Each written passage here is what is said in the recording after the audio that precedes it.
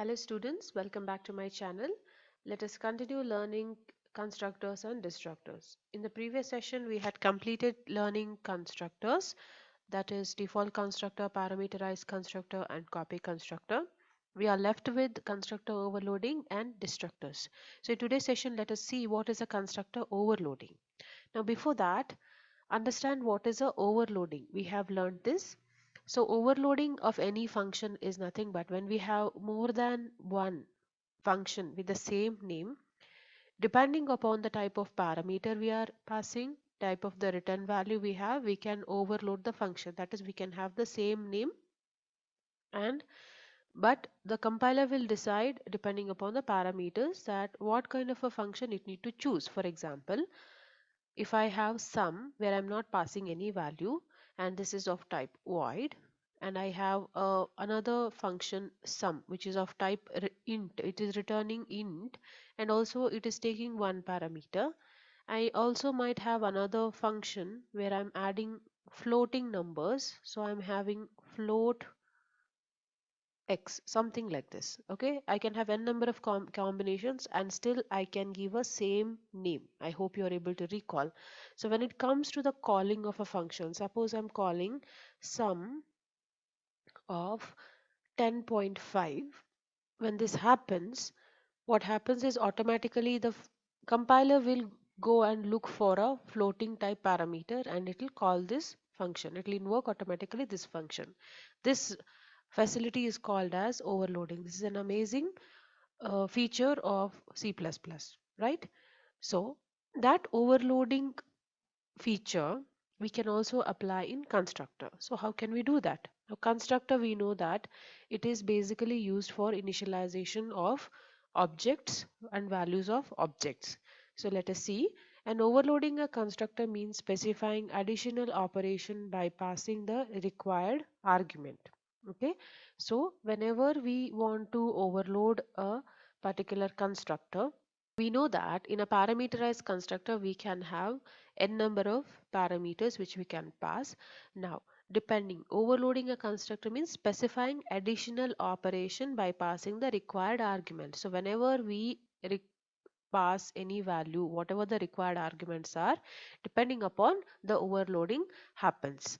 Depending on the requirement, one can define any number of overloaded constructors. So that is what I'm saying, just like how we did here. Depending totally upon our requirement, we might want to pass one parameter, two parameter, or different kinds of parameter. We can have how much ever constructor we want in a single class, so there is no limit for that. Depending on the type and number of arguments passed, important, type and number of arguments passed, the compiler decides which version of the constructor to invoke during the object creation. Okay, so the type may vary and the number of arguments may vary. The compiler will decide which one to invoke. Let us see a simple sample program for constructor overloading. Okay, and see that how it exactly works. So I have a program here. This program is to calculate the simple interest. I hope you know that. How do we calculate a simple interest? We need to multiply the principal into rate into time, and when we divide the whole thing by 100 we are going to get the simple interest.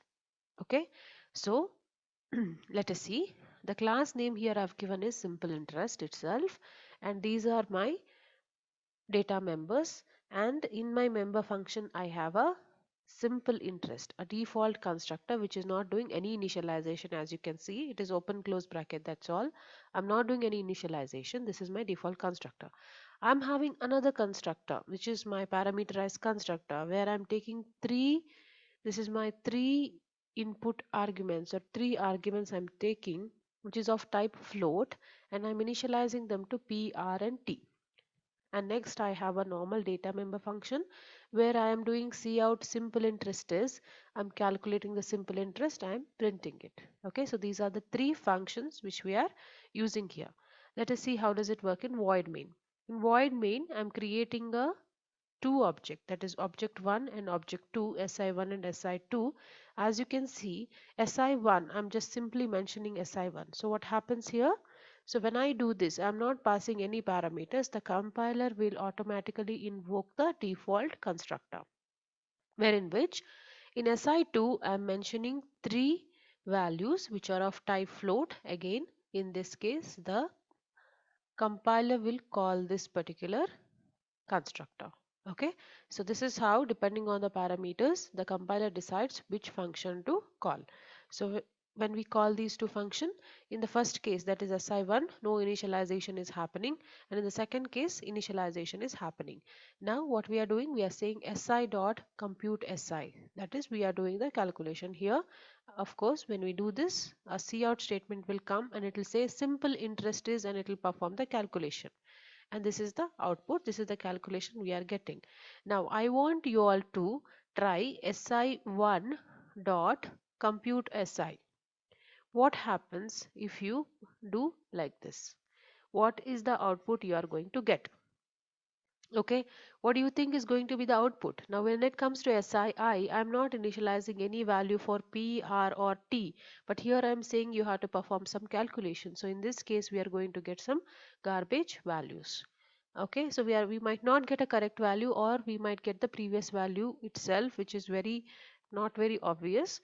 Okay, we might not, so we will get some garbage value, it will not perform the correct operation. Obvious reason, because in SI1 we are not doing any initialization. Okay, so that is not the important point here. The important point here you need to see is that whenever we have different constructors, okay, with constructors with the same name but different parameters and operations, object whenever we are creating, whatever the parameter we are passing, depending upon the compiler, will directly call the respective constructors. This is called constructor overloading, right? I hope this is clear, students. So that's all in today's session. Thank you for watching. Keep learning.